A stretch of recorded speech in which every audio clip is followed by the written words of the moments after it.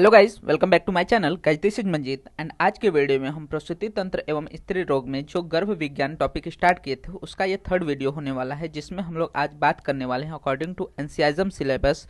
हम लोग आज बात करेंगे अपरा के बारे में, उसके पश्चात बात करेंगे हम लोग अपरा के बारे में, उसके बाद हम लोग बात करेंगे गर्भोदक, उल्बा और जरायु के बारे में। ये 3-4 कॉन्सेप्ट जो छोटे छोटे टॉपिक्स हैं उनके बारे में आज के वीडियो में हम लोग बात करने वाले हैं। तो चलिए स्टार्ट करते हैं। सबसे पहले हम लोग देखते हैं कि प्रसूति तंत्र एवं स्त्री रोग में अपरा या फिर जरायु क्या होता है और इसकी उत्पत्ति किस प्रकार होती है, इसके बारे में।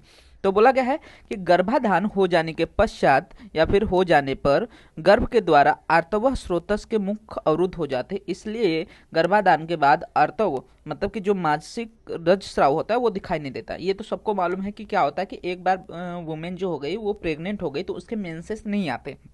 तो वही सेम चीज यहाँ पे भी बोला गया है कि एक बार स्त्री में गर्भाधान हो गया है, मतलब कंसेप्शन हो गए हैं, तो ऐसे कंडीशन में जो आर्तव स्रोतस बताए गए हैं उनका मुख क्या हो जाता है, अवरुद्ध हो जाता है और इसके बाद आर्तव मतलब कि जो मासिक रजस्राव है दिखाई नहीं देता।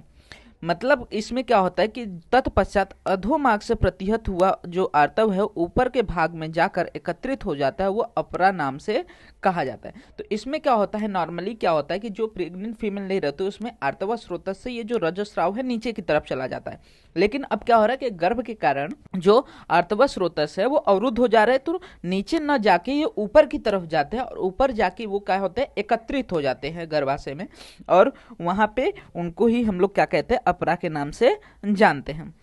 आगे बोला गया है कि टीकाकार डल्हन ने अन्यत्र भोज वाक्य उद्धृत करते हुए रक्त से जरायु की तथा रस से गर्भ की नाभि नाड़ी की उत्पत्ति मानी, क्योंकि गर्भ रस एवं रक्तवाहिनी दोनों को ही अवरोध कर देता है। ठीक है, यहाँ पे क्या बोला गया है, जब डल्हन की बात करते हैं तो डल्हन ने बोला गया है कि यहाँ पे दो कॉन्सेप्ट आता है कि जो गर्भ होता है रस को और रक्त दोनों को अवरुद्ध कर रहा है, तो जो रक्त है उससे जरायु की उत्पत्ति मानी है, मतलब कि अपरा की उत्पत्ति मानी है, और वहीं पे जो रस है उससे गर्भ की नाभि नाड़ी मतलब जो गर्भ नाभि नाड़ी होती है जिसको हम लोग अम्बिलिकल कॉर्ड कहते हैं उसकी उत्पत्ति मानी है। तो ये आपको अच्छा याद रहेगा कि रक्त से जरायु मतलब कि हमारे जो अपरा की निर्मित वो रक्त से होती है और गर्भ नाभि नाड़ी की उत्पत्ति जो होती है रस से होती है।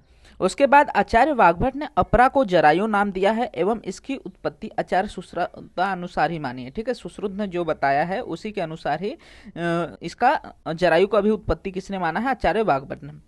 आगे इंदु जो है वो कहते हैं कि आहार परिणाम का भी प्रभाव अपरा निर्माण में माना गया है। ये कौन बोलता है, इंदु ने। तो अपरा निर्मिति में आपको बस यही याद रखना है कि क्या होता है कि नॉर्मली जो आर्तव स्रोतस द्वारा रज जो होता है उसका स्राव होता है, लेकिन जब वो गर्भधारण हो जाता है तो गर्भ के द्वारा आर्तव स्रोतस का अवरोध होने के कारण जो मासिक रजस्राव या फिर आर्तव है नीचे नहीं जा पाने के कारण ऊपर भाग में जाकर एकत्रित हो जाते हैं और अपरा की निर्मिति करते हैं। नेक्स्ट इसी में कॉन्सेप्ट आता है दैट इज जरायु के बारे में। तो बहुत जगह पे जरायु और जो अपरा है उसको क्या बोला गया है, समान माना गया है। तो यहाँ पे बोला गया कि गर्भाशय के भीतर गर्भ जिस विशिष्ट चर्म से वेष्टित या आच्छादित रहता है उस चर्म विशेष को जरायु कहते हैं। अब यहाँ पे दो कॉन्सेप्ट आ जाते हैं, जब हम लोग जरायु पढ़ते हैं और जब उल्बा पढ़ते हैं तो दोनों क्या है, बेसिकली गर्भ को ही क्या करती है, आच्छादित करती रहती है। तो दोनों को हम लोग जरायु और उल्बा को समान मान सकते हैं, ये भी कॉन्सेप्ट है। यहाँ पे क्या बोला गया है, जरायु गर्भ के मुख को भी आच्छादित करता है जिसके कारण गर्भ रोता नहीं है। ठीक है, ये क्या बोला गया है कि जो जरायु है ये क्या करता है, गर्भ के मुख को क्या कर लेता है, आच्छादित करता है, जिसके कारण गर्भ रो नहीं पाता। संहिताओं में जरायु का नाम अपरा एवं उल्बा के लिए भी प्रयुक्त किया गया। ठीक है, तो बेसिकली मेरे हिसाब से तो ऐसा लग रहा है कि यहाँ पे क्या होगा कि जो जरायु है पूरी तरह से क्या कर रहा है, बेबी को कवर कर रहा है, गर्भ को कवर कर रहा है, और वही आगे जाके इसमें अपरा से कंटिन्यू हो जा रहा है। तो जब तक वो कहाँ पे है, सिर्फ गर्भ के चारों तरफ है, उसको उल्बा नाम दे दिया होगा, और जैसे ही वो कहाँ पे जाके अपरा के साथ जाके स्थित हो रहा है तो उसको जरायु नाम दे दिया है, अपरा नाम दे दिया। तो इस तरह से इसका हम लोग क्या कर सकते हैं, विच्छेदन कर सकते हैं। लेकिन बस इतना याद रखना है जरायु में कि जरायु होता क्या है कि जो गर्भ को एक विशिष्ट प्रकार का चर्म होता है जो गर्भ को आच्छादित करती है। इसके पश्चात उल्बा के बारे में बात कर लेते। तो उल्बा में बोला गया है कि आचार्य सुश्रुत एवं वाग्भट ने नवजात शिशु परिचर्या में उल्बा परिमार्जन हेतु सैंधव और सर्पी का प्रयोग बताया। जब हम लोग बाल रोग की बात करते तो उसमें जो जात कर्म है, जब जात कर्म करते तो उसमें उल्बा परिमार्जन करके एक कॉन्सेप्ट आया जिसमें सैंधव और सर्पी को उसके ऊपर रगड़ने का यूज करने के लिए बोला है, जिससे जो आच्छादित चर्म विशिष्ट है वो हट जाती है। तो बेसिकली यहाँ पे क्या बोला गया है कि उल्बा गर्भ को वेष्टित या अवरुद्ध करने वाली चर्म विशेष है। इस प्रकार जरायु एवं उल्बा दोनों ही गर्भ को आच्छादित करते हैं। प्रथमतः उल्बा तत्पश्चात जरायु से आच्छादित रहता है। ठीक है, यहाँ पे देखो कॉन्सेप्ट भी बता देगा कि सबसे अंदर क्या रहता है, उल्बा रहता है, जो कि गर्भ को चारों तरफ से आच्छादित करता है। उसके बाद जस्ट उल्बा के बाहर क्या होता है, जरायु होता है। तो दोनों ही क्या कर रहे हैं, आच्छादन का काम कर रहे हैं। और लास्ट में एक कॉन्सेप्ट आता है, दैट इज गर्भोदक।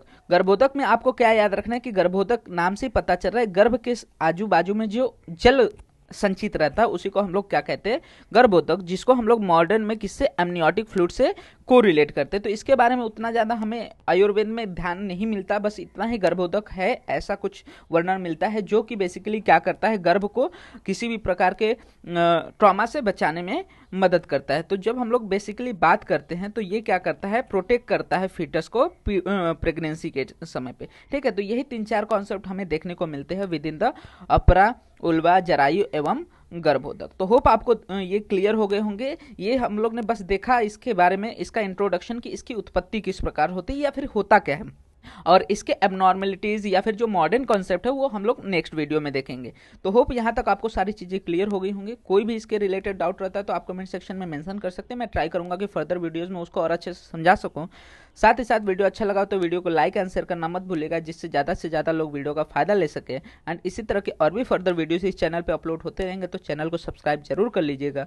साथ ही साथ आप हमारे इंस्टाग्राम एंड टेलीग्राम हैंडल्स को भी फॉलो कर सकते हैं, जहाँ पे आपको वीडियोज रिलेटेड, नोट्स रिलेटेड, साथ ही साथ बीएमएस रिलेटेड जो भी अपडेट्स रहते हैं प्रोवाइड हो जाते हैं, जिसका लिंक आपको वीडियो के डिस्क्रिप्शन में अवेल हो जाएगा।